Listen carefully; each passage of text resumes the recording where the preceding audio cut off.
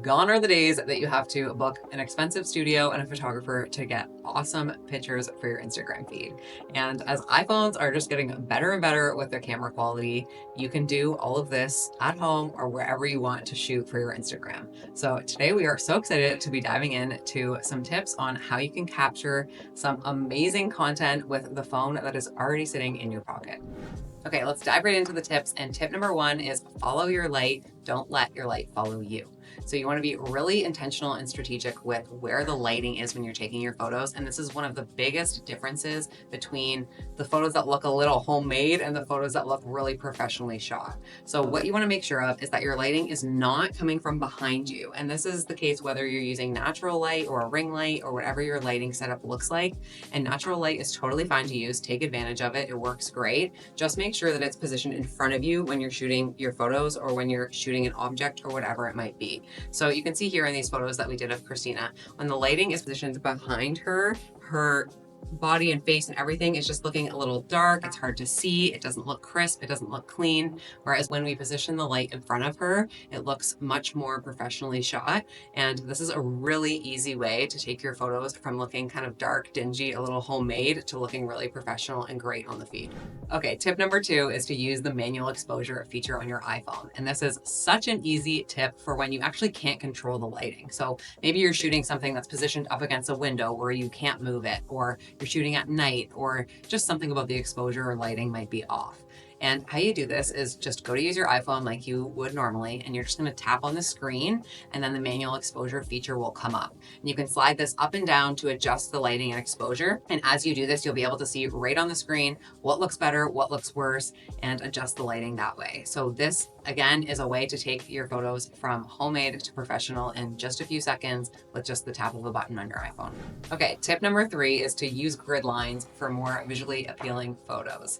And this is another super easy one. Just go right into your settings on your iPhone, go to the camera section, and then you can just turn grid lines on with the click of a button. And you'll see what this does when you go to take a picture. It actually splits the screen up into 9 blocks.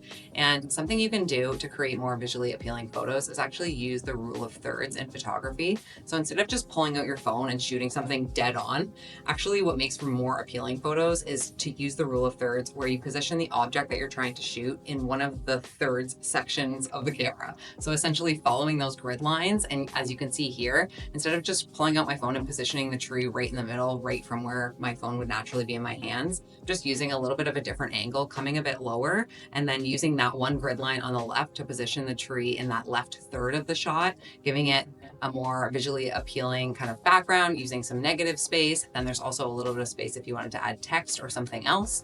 But either way, you end up with a picture that will capture attention on the feed. Okay, tip number four is take your photos with intention. And this is so important when you're going to be using photos for Instagram, because more and more we're wanting to add things like text and links and CTAs and all these great features to the content that we're posting on the feed. And a really easy way to do this is actually just by using negative space in your photos. So you can see here, when we just shoot the photo directly on, it might be hard to add anything to that, right? Like there's not really room for text. If you were to add text, it would probably need a background. It can get kind of complicated. So by taking it with some negative space included, it makes it so much easier when you go to post, let's say, a story and you want to add a link to one of your offerings or some text, then you can put that right into the negative space. And using negative space also allows for just more visually interesting photos. They just look better. Your eye gets drawn kind of to the object in the corner or off to the side or wherever it is. And then you also have space to do whatever you want with the rest of the photo. And two really quick bonus tips before we wrap up. First one sounds so simple, but actually makes the world of a difference, and it's clean your lens every single time you go to take photos. Think about how often you use your phone and where it ends up in your pocket, in your purse, wherever it might be. It needs a good clean every single time you go to take your photos, and you'll be shocked at how much of a difference this makes. And bonus tip number two is try out portrait mode. Portrait mode actually really emulates DSLR quality photos and helps you focus in on a subject and make the subject really clear while blurring out and limiting some distractions in the background. Thanks so much for watching. I hope you found these tips helpful. And if you want more tips like this and help growing your business using social media, we would love to see you in our membership, the Social Business Club, where we teach entrepreneurs so many tips on how to grow their business online. If you want to join, feel free to check out the link in the description and use code YouTube to get your first month for $1.